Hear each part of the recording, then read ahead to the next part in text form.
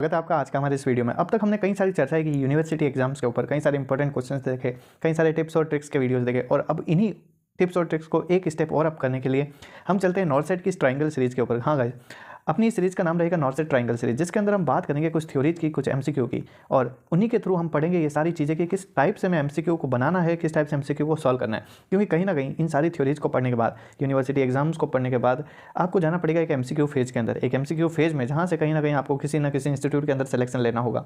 तो इन सब चीज़ों को कैसे आसान बनाना है, एज स्टूडेंट मैंने कैसे चीज़ों को थोड़ा सा ट्रीट किया, उन्हीं फॉलोअप के साथ हम चलेंगे, और मैं भी लर्न करूँगा, मैं अपना 100% दूंगा, और मैं चाहता हूँ आप भी एज स्टूडेंट 100% दो। हाँ ठीक है कि आपको बहुत सी सारे और भी सोर्स यूज करने पड़ेंगे, लेकिन इस सीरीज़ को आप जरूर पढ़ेगा। इससे जो भी टिप्स और जो भी आपको सीखने को मिलता है उन सभी को जरूर फॉलो करेगा, जरूर ये हेल्पफुल रहेगी। और इसी तरीके से हम इसको थोड़ा थोड़ा करके बहुत ही सारे वीडियोस इस पर बना देंगे। और चलते हैं अपनी इस नॉर्सेट ट्रायंगल सीरीज़ की थोड़ी सी बात कर लेते हैं। इस सीरीज़ के अंदर कुछ एमसीक्यू और कुछ थ्योरी। एक्चुअल में ये जो ट्रायंगल है, इस ट्रायंगल का मतलब क्या है कि एक तरफ है हमारा एग्जाम, और एग्जाम या फिर बोला जाए सिलेक्शन, और उस सिलेक्शन का जरिया दो है, एक है हमारा एमसीक्यू फेज और एक होता है थ्योरी फेज। थ्योरी और एमसीक्यू दोनों बराबर कवर होना बहुत जरूरी है। जब इन तीनों चीज़ों के अंदर हम बैलेंस बना लेंगे, हम एग्जाम के स्ट्रेस से लड़ लेंगे, हम एमसीक्यू करना सीख जाएंगे, हम थ्योरी को अच्छे से क्लियर कर लेंगे, देन हमें कोई नहीं रोक सकता हमारे सक्सेस ट्रायंगल से। इसलिए गाइस हम चालू करते हैं इस नॉर्सेट ट्रायंगल सीरीज को, और इसके अंदर हम कहीं ना कहीं एमसीक्यू सॉल्व करेंगे, कहीं ना कहीं थ्योरीज पढ़ेंगे, हम समझेंगे चीज़ों को, बहुत सारी बातें करेंगे, मोटिवेशनल टॉक्स करेंगे। चलिए तो स्टार्ट करते हैं नर्सिंग एक्सप्लोरर की ट्रायंगल सीरीज, और चलते हैं अपने इस पहले वीडियो के अंदर, जिसके अंदर मेरे पास सामने आपको स्क्रीन पर दिख रहा होगा पहला सवाल यह है कि which of the following assessment findings would lead to nurse to suspect Down syndrome in an infant. एक बिल्कुल छोटा सा बच्चा है, उसके अंदर ऐसी कौन सी आप चीज़ देखोगे कि आपको पता लगेगा कि यार ये बच्चा डाउन सिंड्रोम का हो सकता है। और इसके लिए मैं आपको पहला ही एक सवाल बता दूं, डाउन सिंड्रोम के ऊपर एक सवाल आता है। एक्चुअली जो ट्राइसोमी 21 है, ये डाउन सिंड्रोम को ही बोला जाता है। पहला सवाल आपको यही ध्यान रखना है, बड़े छोटे एग्जाम्स के अंदर ये सवाल आता रहता है। और यहाँ पे जो आपके सामने ऑप्शन है वो ये है कि क्या आप बच्चे की एकदम छोटी सी टंग को देख करके पहचानोगे, या फिर आप उसमें ट्रांसवर्स पामर क्रीजेज देखोगे तब पहचानोगे कि हाँ यार ये बच्चा डाउन सिंड्रोम का हो सकता है, या फिर आप उसका बड़ा सा नाक देखोगे तब पहचानोगे, या फिर उसके जॉइंट की मूवमेंट्स को रेस्ट्रिक्टेड होते हुए देखोगे तब। देखिए जॉइंट मूवमेंट रेस्ट्रिक्टेड ऐसा जरूरी नहीं है, लार्ज नोज और स्मॉल टंग और ट्रांसवर्स पामर क्रीजेज, इन तीनों के बीच में कॉन्ट्रोवर्सी हो सकती है। तो मैं आपको थोड़ा सा समझा देता हूँ। एक्चुअल में जो डाउन सिंड्रोम का बच्चा होता है वो कैसा दिखता है, आप अपनी इस स्क्रीन पर देख सकते हैं।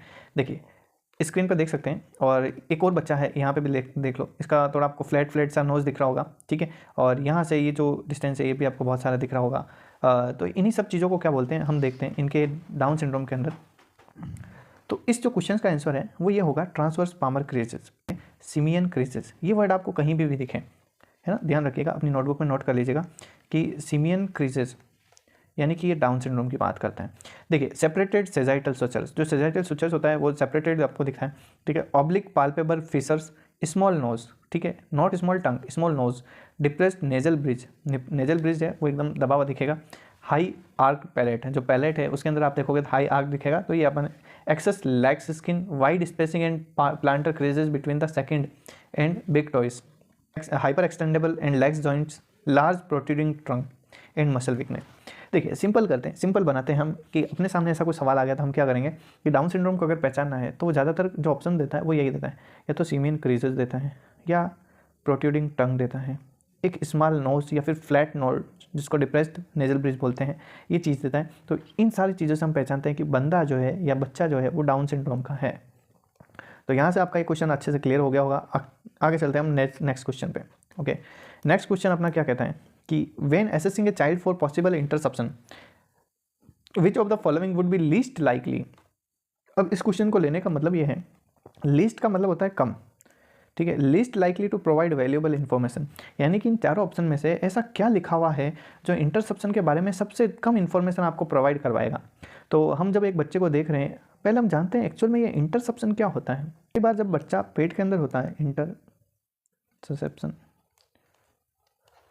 और बाई चांस मान लीजिए किसी डिफेक्ट की वजह से उसकी जो दोनों ही स्मॉल एंड लार्ज इंटेस्टाइन है ये आपस में मिल गई है, ये कॉइल हो गई है या फिर मिक्स्ड हो गई है, तो इस प्रोसेस को या फिर इस डिजीज़ को हम बोलते हैं इंटरसेप्शन, है ना। इसमें क्या है, बंदे को पहचानेंगे कैसे, तो एक सवाल आता है बहुत ही famous, currant jelly like stool, ये इसका कैरेक्टरिस्टिक्स फीचर होता है। Currant jelly like stool word आपको जहाँ पे भी दिखे मतलब कि वो इंटरसेप्शन की बात चल रही है। और इंटरसेप्शन क्या हो रहा है कि भाई इंटरसेप्शन में क्या है, स्मॉल और लार्ज साइन है वो आपस में मिक्सड अप हो गई है और उसकी वजह से प्रॉब्लम आ रही है। ये जीआई सिस्टम का एक डिसऑर्डर होता है और इस डिसऑर्डर के अंदर ये आपको चीज़ देखने को मिलती है। तो देखिए स्टूल इंस्पेक्शन हम करेंगे, है ना, हमें देखना ही पड़ेगा। अगर करंट जेली लाइक स्टूल आएगी तो हमें पता लगेगा, यानी कि ये बात तो सही है जो हमें बताएगी इंटरसेप्शन के लिए। पेन का पैटर्न कहीं ना कहीं बच्चे को पेन भी होगा, उससे भी पता लगेगा। फैमिली हिस्ट्री, ऐसा थोड़ी है कि भाई कहीं ना कहीं फैमिली हिस्ट्री से ये चीज़ आती है। ये चीज़ें क्या है कि कहीं ना कहीं किसी डिफेक्ट से बनती है और ये डिफेक्ट नहीं है कि जेनेटिकली फॉलो हो। तो ये चीज़ हमारे लिए बहुत ही लेस रिलायबल है या फिर least likely to provide valuable information है। हम ये थोड़ी पूछेंगे भाई पहले भी कभी बच्चे के मम्मी पापा के पहले कहीं आपकी पुरानी पीढ़ी में ऐसी चीज़ थी क्या, तो ये बहुत ही गंदी वाहियात चीज़ है। एब्डोमिनल पाल्पेशन ऑब्वियस करना पड़ेगा, हम एसेस करना पड़ेगा कि भाई चीज़ है या नहीं है इंटेस्टाइन। तो अब एक यहाँ पे भी एक सवाल बनता है कि जब इंटरसेप्शन के बच्चे को हम चेक करते हैं, उसको पाल्पेट करते हैं, अब मान लीजिए ये इसका पेट है, तो अपन को ऐसा लगता है कि उसकी इंटेस्टाइन है वो इधर उधर मूव कर रही है, ठीक है, तो हमें लगता है कि भाई ये बंदा जो है इंटरसेप्शन का है। ओके, अगले में चलते हैं। अगला क्वेश्चन है वेरी इंपॉर्टेंट क्वेश्चन। एक छोटा बच्चा है जिसने 24 आवर्स के अंदर भी अपनी पोटी पास नहीं की है, ठीक है, यानी कि शुरू के अंदर जो बच्चा पोटी पास करता है उसका नाम होता है मेकोनियम। पहला सवाल तो आप ये ध्यान रखोगे, मेकोनियम किसको बोलते हैं, जो शुरू के 24 आवर्स बाद जो फर्स्ट पोटी वो पास करता है उसको बोलते हैं मेकोनियम।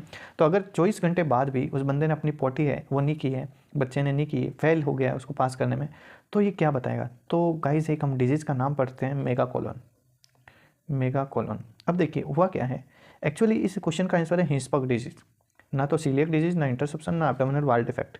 ये हिंसबर्ग डिजीज़ क्या होती है मैं आपको समझाता हूँ कि एक्चुअल में बंदे में हुआ क्या है। पहला सवाल तो ये ध्यान रखना है, मान लीजिए ये इसका जीआई सिस्टम है जिसके अंदर ये इसकी स्मॉल इंटेस्टाइन है, ओके, देन ये इसकी लार्ज इंटेस्टाइन है। अब ये लार्ज इंटेस्टाइन के बाद में ये इसका एनएस वाला एरिया आ गया, है ना, ये कुछ ऐसी होती है।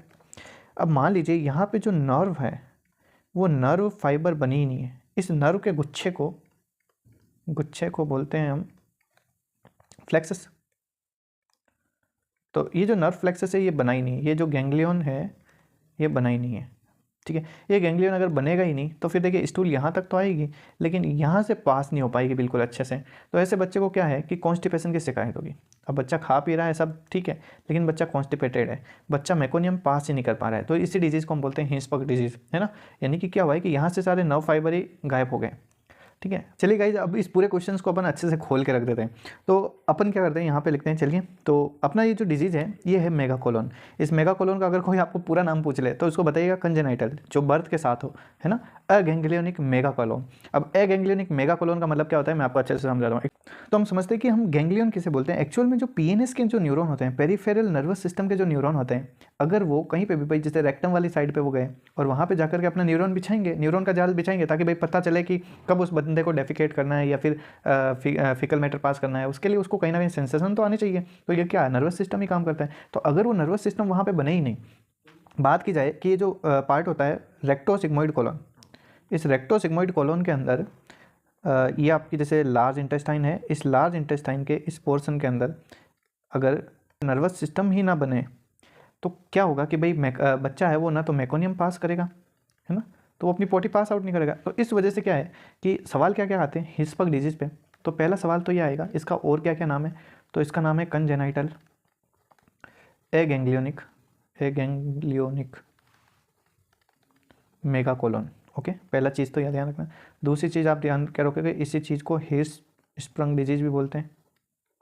ओके, इसके अंदर 3 सिम्टम दिखते हैं, ये 3 सिम्टम का ट्राइड दिखता है, ये बहुत ज़्यादा इंपॉर्टेंट है। फर्स्ट तो ध्यान रखना, बंदा जब पोटी पास नहीं करेगा तो क्या होता है कि मदर शिकायत लेके ये नहीं आती, मदर बोलेगी कि मेरे बच्चे का एब्डोमेन डिस्टेंडेंट है, पेट फुला हुआ है।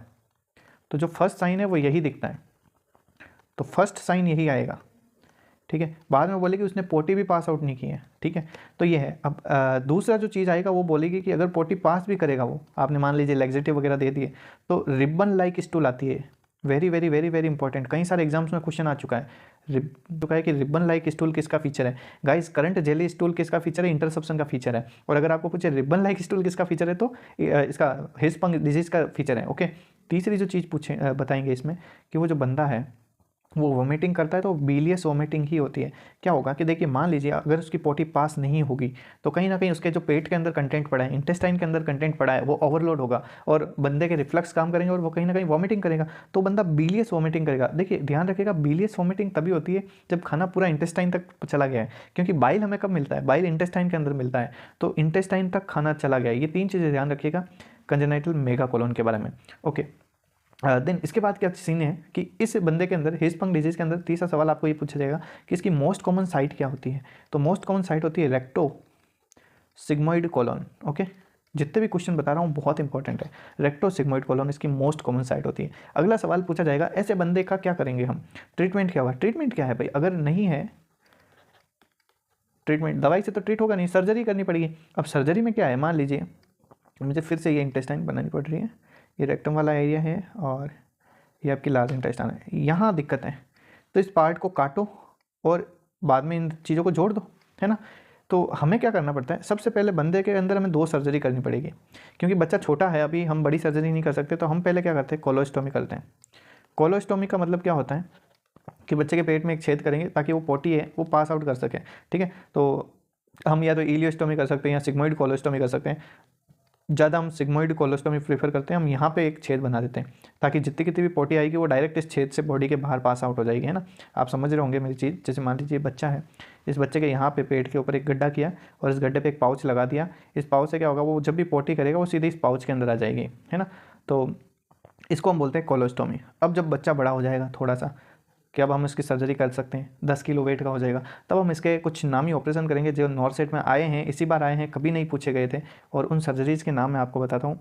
एक तो होती है दोहामल सर्जरी, एक होता है स्वानसन ऑपरेशन और एक होता है सोज सर्जरी, ठीक है। लेट मी अगेन कन्फर्म, सोज, डोहामल और स्वेंसन ऑपरेशन। ओके, ये तीनों ही जो सर्जरीज हैं, नाम की सर्जरी, इन तीनों का यूज किया जाता है हेयर्स स्प्रंग डिजीज में। आप ये चीज़ ध्यान रखिएगा, इन सर्जरीज का नाम ध्यान रखिएगा। इसके अंदर क्या है आपको इतना नहीं देखना है, बस नाम याद रखिएगा।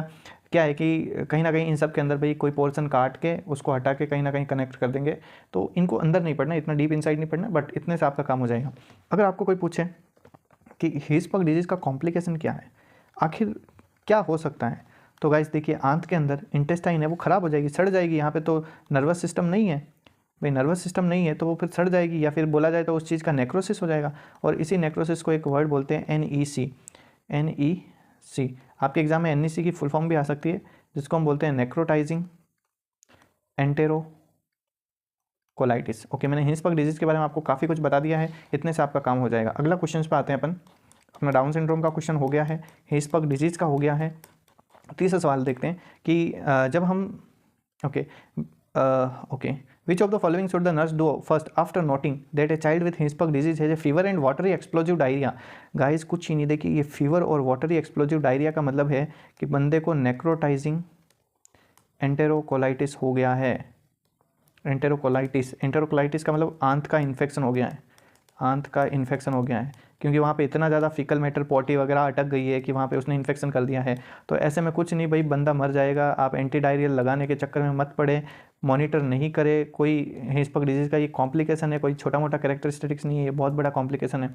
ऐसे में हाथों हाथ उस फिजिशियन को इन्फॉर्म करे कि भाई फीवर आ रहा है बंदे को और एकदम डायरिया हो गया है, दस्त लग गई है, जहाँ बच्चे को पोटी भी नहीं लग रही थी वहाँ पे एकदम वाटरी डायरिया हो रहा है, मतलब कुछ ना कुछ दिक्कत हुई है, तो हाथों हाथ फिजिशियन को इन्फॉर्म करना है। ये क्वेश्चन आपको समझ में आया होगा। ओके, नेक्स्ट क्वेश्चन पे चलते हैं, वेरी इंपॉर्टेंट। आप एक बच्चे को देख रहे हो जिसको पाइलोरिक स्टेनोसिस है, तो क्या दिखेगा। अब देखिए पाइलोरिक स्टेनोसिस में क्या होता है, आप मुझे बताइए, करंट जेल स्टूल होगी क्या, नहीं होगी, ये तो इंटरसेप्शन में दिखती है ना, इंटरसेप्शन में दिखती है। स्टीटोरिया का मतलब होता है फैट इन स्टूल, है ना, स्टूल के अंदर फैट। और रीगर्गिटेशन का मतलब क्या होता है, वापस आ जाना खाना। तो मैं आपको बताता हूँ, इस जो क्वेश्चन है इसका आंसर ये होगा प्रोजेक्टाइल वोमिटिंग। एक्चुअली क्या हुआ मैं आपको समझाता हूँ।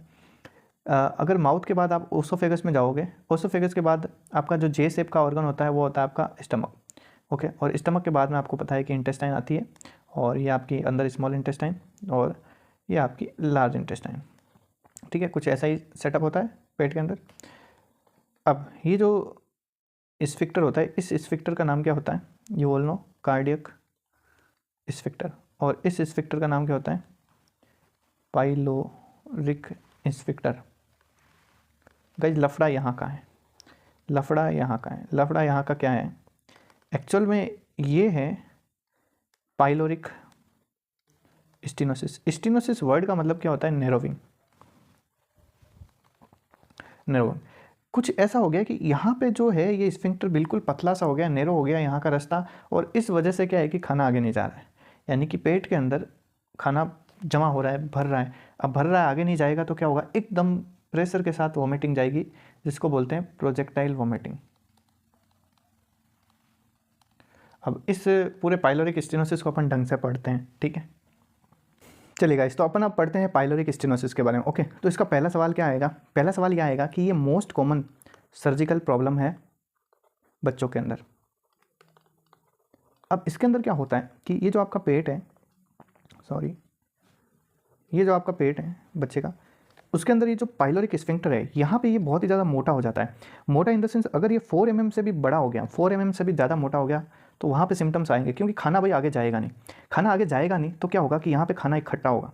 अब यहाँ जब खाना इकट्ठा होगा तो एकदम पेट भरा भरा सा दिखेगा।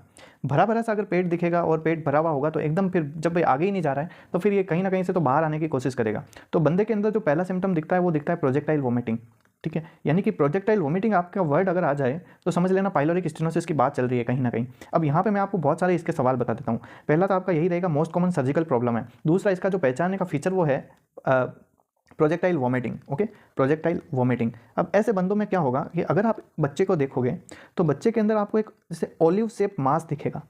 ऑलिव शेप मास क्यों दिखेगा, क्योंकि खाना है वो पेट के अंदर इकट्ठा हो गया, आगे नहीं जा पा रहा है। अगला चीज़ क्या देखोगे कि इसके अंदर विजिबल आपको बंदे के अंदर पेरिस्टाल्सिस दिखेंगी, विजिबल पेरिस्टाल्सिस, ठीक है। पेरिस्टाल्सिस बहुत इजीली, क्योंकि ऐसे बंदे एकदम वोरेशियस एपेटाइट के होते हैं। इस वोरेशियस एपेटाइट वर्ड का मतलब समझना, बहुत ही ज़्यादा उन बच्चों को भूख लगती है, क्योंकि खाना पेट से आगे जा ही नहीं पा रहा है। पेट से आगे जाएगा, इंटेस्टाइन से एब्जॉर्ब होगा, तब कहीं ना कहीं उनको एनर्जी मिलेगी ना। तो ये वोरेशियस एपेटाइट आप पूरी पीढ़िया के अंदर सिर्फ 2 ही जगह पढ़ोगे। एक तो जो सेम का बच्चा होता है, सेम का बच्चा मतलब सीवियर एक्यूट माल न्यूट्रिशन का बच्चा, और दूसरा पाइलोरिक स्टेनोसिस का बच्चा। इन दोनों ही चीज़ों में आपको वोरेशियस एपेटाइट देखने को मिलती है। ये ध्यान रखना, ये सवाल बनता है। तो अगर आपको सवाल पूछ ले प्रोजेक्टाइल वॉमिटिंग कौन से डिजीज में देखने को मिलती है, तो आप पीएस नाम लोगे, ठीक है। ऑलिव शेप मास कहाँ देखने को मिलता है, तो प्रोजेक्टाइल वॉमिटिंग के साथ पूछ ले तो फिर पाइलोरिक स्टेनोसिस नाम दोगे, ठीक है। वोरेशियस एपेटाइट कहाँ देखने को मिलती है, तो सीवियर एक्यूट माल न्यूट्रिशन के अंदर और पाइलोरिक स्टेनोसिस के अंदर। अब आप सोचिए, अगर बंदा बहुत ही ज़्यादा उल्टी करेगा तो उसकी बॉडी से जितना कि तभी एसिड है वो बाहर चला जाएगा, और एसिड अगर बाहर चला जाएगा, जो HCl है वो बाहर चला जाएगा, तो एक इलेक्ट्रोलाइट इंबैलेंस होगा जिसका नाम होता है पोटेशियम। गाइस ध्यान रखिएगा, जब भी बहुत ही ज़्यादा कोई बंदा वॉमिटिंग करे, ठीक है, तो पोटेशियम लॉस हो जाता है। इसलिए पाइलोरिक स्टेनोसिस के बच्चे के अंदर जो इलेक्ट्रोलाइट इंबैलेंस देखने को मिलेगा, यहाँ से सवाल पक्का बनता है, इलेक्ट्रोलाइट इंबैलेंस देखने को मिलता है, वो होता है पोटेशियम का, जिसको हम बोलेंगे हाइपोकैलेमिया। पोटेशियम की बहुत ही ज़्यादा कमी हो जाएगी, इसलिए ध्यान रखना हाइपोकैलेमिया देखने को मिलता है। आगे देखते हैं कि ये जो बंदा है, इस बंदे के अंदर हम एक सर्जरी करेंगे। ऐसे बंदे की एक सर्जरी करते हैं जिसका एक नाम है रामस्टेड पाइलोरोमायोटोमी, है ना। इसके अंदर क्या है कि भाई जो पाइलोरस है उसको थोड़ा सा काट के बड़ा कर देते हैं, ठीक है, या इसको फ्रेड रामस्टेड पाइलोरोमायोटोमी भी बोलते हैं। ये नाम से ही फेमस है, इसलिए एग्जाम में क्वेश्चन डायरेक्ट पूछ लेते हैं ये रामस्टेड पाइलोरोमायोटोमी किस में करते हैं। और एक ध्यान रखिएगा, 4 mm से बड़ा है पाइलोरिस की थिकनेस, तभी एकदम डिजीज दिखती है। एक और सवाल ध्यान रखना थोड़ा सा, कि कभी भी बच्चा पैदा होते ही इसकी शिकायत लेकर नहीं आएगा। जो पेशेंट को सिम्टम आएंगे वो 2 से 4 हफ्ते के बाद आएंगे, क्योंकि शुरू के अंदर तो उसका खाना है वो थोड़ा रहता है तो उसके हिसाब से पच जाता है, लेकिन बाद में वो इकट्ठा होता जाता है, तो कहीं ना कहीं भाई उसका एब्डोमेन भी डिस्टेंड होगा, ठीक है, लेकिन कहीं ना कहीं उसको प्रोजेक्टाइल वॉमिटिंग जरूर दिखेगी। तो पाइलोरिक स्टेनोसिस के अंदर ये चीज़ें ध्यान रखनी है। अब अगर आप उस बंदे का USG या एक्सरे करोगे तो आपको कुछ साइन दिखेंगे, जैसे एक होता है स्ट्रिंग साइन, ये नाम के साइन है, आप याद रख सकते हो, या फिर डबल ट्रैक्ट साइन, ये साइन दिखता है, ठीक है। या फिर एक और साइन का नाम है, इसी के अंदर आता है शोल्डर साइन या मशरूम साइन, शोल्डर साइन या फिर मशरूम साइन। आप बस फर्जीवाड़े के लिए याद कर सकते हो, इतना ज़्यादा इंपॉर्टेंट नहीं है।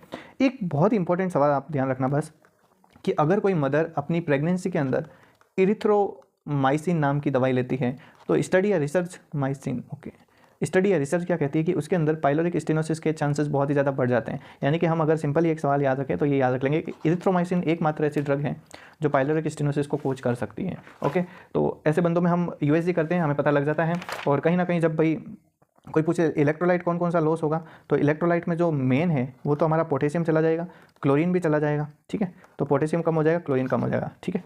तो इस टाइप से ध्यान रखनी ये सारी चीज़ें अपने पाइलोरिक स्टेनोसिस के बारे में। ओके, चलते हैं अपने क्वेश्चंस के ऊपर, और जिसके अंदर हमारा क्वेश्चन क्या कहता है, एक बार आते हैं।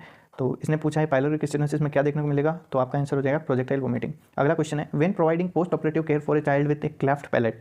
देखिए क्लेफ्ट पैलेट का मतलब क्या है कि जो पैलेट है वो उसमें कहीं ना कहीं कुछ डिसऑर्डर आया है, या फिर बोले तो वो ढंग से नहीं बना है। तो ऐसे में क्या होगा, देखो क्लेफ्ट पैलेट की जब सर्जरी होती है 12 to 18 मंथ, ओके सॉरी, है ना। तो ऐसे बंदों में क्या है कि हमारे, सोचिए थोड़ा सा अपन दिमाग लगाते हैं, ऐसे सवाल आप करना सीख जाओगे, ठीक है, थोड़ा सा दिमाग लगेगा, मेरे को ढंग से सुनिएगा। क्लेफ्ट पैलेट के अंदर क्या हुआ है कि उसके पैलेट के अंदर कहीं ना कहीं कुछ दिक्कत थी, तो हमने क्या किया, सर्जरी करके उसका पैलेट को सिल दिया अच्छे से, और थोड़ा सा उसको रीसेप कर दिया, यानी कि अब बच्चा है जो कुछ भी चीज़ खा सकता है। अब आप बताइए, हमने उस बंदे को एनेस्थीसिया दिया होगा, एनेस्थीसिया अगर देंगे तो कहीं ना कहीं भाई उसके अंदर स्वॉलोविंग, जो हम स्वॉलोविंग रिफ्लेक्स है वो बंद हो गया। अब स्वॉलोविंग रिफ्लेक्स बंद हो गया है, तो मान लो अगर कहीं से भी कुछ सूचर वूचर है वो खुल गया, या फिर ब्लीडिंग हुई, तो ब्लीडिंग होगी तो वो क्या है, सीधा अंदर जाएगी, अंदर जाके अगर लंग्स में चली गई वो ब्लीडिंग, है ना, ट्रेकिया के थ्रू, तो फिर पेशेंट हाथों हाथ मर जाएगा, रेस्पिरेटरी फेलियर हो जाएगा, क्योंकि फिर वो सांस नहीं ले पाएगा, वो अपना ब्लड एस्पायरेट कर देगा। तो इस वजह से हम क्या करते हैं कि ऐसे बंदे को उल्टा सुलाते थे। अब आप बताइए सीधा सुलाने से कुछ फायदा है क्या, सीधा सुलाएंगे तो वो तो बिल्कुल एस्पायरेट करेगा। ऐसे बंदों को हम उल्टा सुला देते हैं, उल्टा सुला देंगे तो क्या होगा कि मान लो अगर ब्लड आया भी कहीं से तो ब्लड बाहर आएगा, तो हम समझ जाएंगे प्रोन या फिर साइड लाइन भी तो पोजीशन, ठीक है। तो ऑन द साइड से बेस्ट ऑप्शन होगा प्रोन पोजीशन, तो इसका आंसर हो जाएगा प्रोन पोजीशन, है ना। और एक आपको मैं छोटा सा होमवर्क देता हूँ, ये कहीं जगह कॉन्ट्रोवर्शियल क्वेश्चन देता है कि cleft lip and cleft palate की सर्जरी कब की जाती है। ओके, नेक्स्ट अपना क्वेश्चन है in a women who is not breast feeding, ठीक है। अगर कोई वुमेन है, देखिए हम ऐसा क्या, हम बोलते क्या है कि 9 मंथ तक जब तक प्रेगनेंसी रहती है तब तक वो जो फीमेल होती है वो बिल्कुल ही मेंस्ट्रुएशन नहीं करती है, ठीक है। और बाद के अंदर जब 6 महीने तक वो ब्रेस्ट फीडिंग करवाती है तब तक भी उसके अंदर मेंस्ट्रुएशन साइकिल नहीं चलता है, यानी कि उसके प्रेग्नेंट होने के चांसेस बहुत ही कम रहते हैं। लेकिन अगर कोई वुमेन है जो ब्रेस्ट फीडिंग नहीं करवा रही है, अपने बच्चे को दूध नहीं पिला रही है, तो फिर क्या होता है कि 1 से 1.5 महीने, या फिर आप मान लो 1.5 से 2 मंथ तक उसको हम मान सकते हैं कि उसके अंदर मेंस्ट्रुअल साइकिल नहीं आएगा। प्रोलैक्टिन हार्मोन जो होता है, जो दूध बनाता है, प्रोलैक्टिन हार्मोन, ठीक है, जो क्या करता है, गैलेक्टोपोइसिस करता है, यानी कि बनाता है, ठीक है। तो ये हार्मोन क्या करता है, एस्ट्रोजन एंड प्रोजेस्टेरोन को इनहिबिट करता है, उनको रोकता है। अब अगर वो रोकेगा तो फिर मेंस्ट्रुअल साइकिल नहीं चलेगा। अब मेंस्ट्रुअल साइकिल जब नहीं चलता है, ऐसे केस के अंदर फिर फीमेल के प्रेग्नेंट होने के चांसेस बहुत कम हो जाते हैं। तो यहाँ पे ये सवाल पूछा है कि अगर वो बंदे को ब्रेस्ट फीड नहीं करवा रही, अपने बच्चे को ब्रेस्ट फीड नहीं करवा रही, तो प्रोलैक्टिन नहीं आएगा। प्रोलैक्टिन अगर नहीं आएगा या फिर उसका लेवल अगर डाउन होगा तो एस्ट्रोजन एंड प्रोजेस्टेरोन बढ़ेगा। एस्ट्रोजन प्रोजेस्टेरोन जैसे ही बढ़ेगा तो वो मेंस्ट्रुअल साइकिल है उसको स्टार्ट करेगा। तो इस वजह से पूछा है कि ये मेंस्ट्रुएशन के बाद में कितने वीक बाद में वो मेंस्ट्रुएशन है वो चालू हो जाएंगे। तो हम यहाँ पे बोलेंगे 6 to 8 वीक, यानी कि 1.5 से 2 महीने बाद में उसके अंदर मेंस्ट्रुअल चालू हो जाएगा, अगर उसने अपने बच्चे को दूध नहीं पिलाया। लेकिन अगर वो अपने बच्चे को दूध पिला रही है तो 3 से 6 मंथ लगेंगे उसको, उसके बाद में ही उसका मेंस्ट्रुअल साइकिल है वो चालू होगा। अगला एक क्वेश्चन है डेवलपमेंटल डिस्प्लेजिया ऑफ हिप हुआ है, उसके अंदर कौन सा साइन हमें देखने को मिलता है। तो मैं यहाँ पे आपको बता देता हूँ, यहाँ पे जो साइन देखने को मिलता है उसका नाम है ऑर्टोलानी साइन। अब ये क्या होता है, मैं आपको एक सीन बताता हूँ। एक्चुअल में यहाँ पे सबसे नीचे ले लेता हूँ मैं। देखिए यहाँ पे मैं एक छोटा सा टॉपिक आपको पढ़ा रहा हूँ जिसका नाम है हिप डिसलोकेशन। क्या होता है, कई बच्चे जो होते हैं उनके अंदर हिप्स है वो ढंग से नहीं बनते हैं या डिसलोकेट हो जाते हैं। तो जो सर्जन होता है वो या तो बंदों को चेक करने के लिए 2 साइन यूज करता है, या तो यूज करता है ऑर्टोलानी साइन, या फिर एक दूसरा साइन होता है बार्लो साइन। अब इसके ऊपर बहुत सी ज़्यादा क्वेश्चन आ रहा है, बार्लो साइन, ठीक है। अब ऑर्टोलानी और बार्लो, ऑर्टोलानी को आप ऐसे याद रखिए और दूर, ठीक है। बार्लो को मैंने ऐसे याद रखा है पास बार, है ना। अब ऑर्टोलानी दूर का मतलब क्या होता है कि जैसे बंदा सो रहा है, बच्चा सो रहा है, तो इसके अंदर हम क्या करते हैं कि दोनों पैरों को दूर ले जाते हैं, और बार के अंदर हम क्या करते हैं कि दोनों पैरों को पास में लाते हैं, ठीक है, दोनों पैरों को पास में लाते हैं। अब इन बार जो होता है ये बुरा होता है। बुरा होने का सेंस क्या है कि इसमें हिप को डिसलोकेट करके देखते हैं, और जो ऑर्टोलानी होता है उसके अंदर हिप को रीलोकेट करके देखते हैं। पहली चीज़ तो ये ध्यान रखना भाई, ऑर्टोलानी के अंदर हिप को रीलोकेट करके देखते हैं, बार्लो के अंदर हिप को डिसलोकेट करके देखते हैं। इसके अंदर हम दोनों ही पैरों को पास में लाते हैं। पास में लाने को बोलते हैं एडडक्शन, और दूर ले जाने को बोलते हैं एबडक्शन। यानी कि सीधा सीधा ध्यान रखना 2 साइन, अगर ऑर्टोलानी साइन है तो एबडक्शन होगा, दूर ले जाया जाएगा, बड़ी दूर ले जाया जाएगा, और हिप को रीलोकेट करवाया जाएगा। अगर बार्लो साइन होगा तो हिप को डिसलोकेट किया जाएगा, एडडक्शन किया जाएगा। अगर ये दोनों ही आ जाए तो इनको आपको इस तरीके से पहचानना है। ओके, सो ये यहाँ पे आपका क्वेश्चन है वो क्लियर हो गया होगा। ठीक है, तो यहाँ पे इसका जो आंसर है वो हो जाएगा ऑर्टोलानी साइन, जो हम डेवलपमेंटल डिस्प्लेजिया ऑफ हिप में देखते हैं। डेवलपमेंटल का मतलब होता है बचपन से ही डेवलपमेंट नहीं हुआ, और डिस्प्लेजिया मतलब खिसक गया वो हिप, इसको बोलते हैं ना। और यहाँ पे एक ट्रिंडलबर्ग साइन है, इसको भी मैंने बता दिया है थोड़ा सा, ये जो बच्चों के अंदर होता है इसको आप पढ़ लीजिएगा। अगला क्वेश्चन देखते हैं, विच of the following is most common permanent disability in childhood. यहाँ पे ऐसी कौन सी बीमारी है जो बच्चे के अंदर परमानेंट डिसेबिलिटी होती है? क्या मस्कुलर डिस्ट्रोफी होती है, या स्कोलियोसिस होता है, या सेरिब्रल पाल्सी होता है, या डीडीएच होता है? देखिए यहाँ पे जो इसका आंसर है वो है सेरिब्रल पाल्सी। सेरिब्रल पाल्सी एक बार अगर हो गई तो फिर वो वापस कभी भी ठीक नहीं होगी, ठीक नहीं होगी। बाकी सारी चीज़ें, ये जो स्कोलियोसिस है ये ठीक हो सकता है, मस्कुलर डिस्ट्रोफी ठीक हो सकता है, डीडीएच भी ठीक हो सकता है, सेरिब्रल पाल्सी का कोई इलाज नहीं है। ओके, तो ये ध्यान रखिएगा। बाकी मैं आपको कहीं ना कहीं कभी नेक्स्ट क्लासेस के अंदर सेरिब्रल पाल्सी जरूर बताऊंगा। अब हमारा टाइम हो चुका है काफ़ी। आज के वीडियो के अंदर हमने देखिए पाइलोरिक स्टेनोसिस को थोड़ा अच्छे से पढ़ लिया है, हिस्पक डिजीज़ को पढ़ लिया है, डाउन सिंड्रोम के बारे में थोड़ी छोटी मोटी बात कर ली है, बाकी कुछ क्वेश्चंस भी कर लिए हैं। इसी तरीके से छोटे छोटे क्वालिटी क्वेश्चंस हैं जो हम करते रहेंगे, क्वालिटी क्वेश्चंस पे ज़्यादा फोकस करेंगे। सो मिलते हैं अगले किसी वीडियो के अंदर, हर तरीके का क्वेश्चन होगा, काफ़ी थ्योरी के वीडियोस भी हम कवर करेंगे। सो नेक्स्ट वीडियो मिलते हैं guys, thank you so much for watching this video.